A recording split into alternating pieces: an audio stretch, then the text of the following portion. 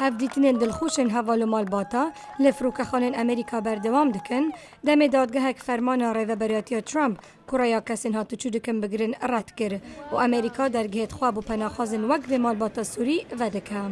سپاس خوده با گل امریکی که در فدا ام بین ویره و دیسان اف هیوی ادامه.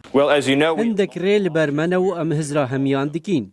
کوشکا سپی رج داده بریار وان سرکفتی با. There is no constitutional right. جبو هم ولاتی دولتک دنیا دخوازه بستات و بکوه امریکا مافین دستوری نینه یا راست اوا کو هزا سروک دوی واریدا دسلاتا کاریگر نشان ده و ده دست مدا جمارک انیان هنه که هم هاتنا تروریستان بو ولات ما آستانگ بکین.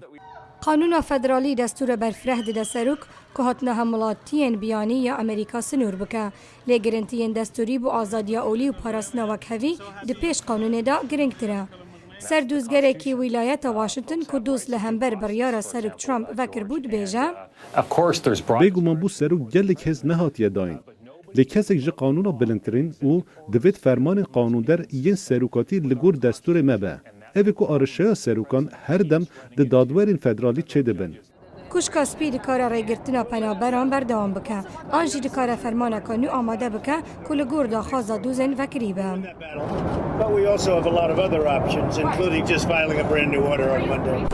دو هفته بوری نشان داده که چاوا ترامپ پیگره سوزا خویا کمپین جهبینه و سیستم دادوریه جی دستالات های مایته کرنه بکن.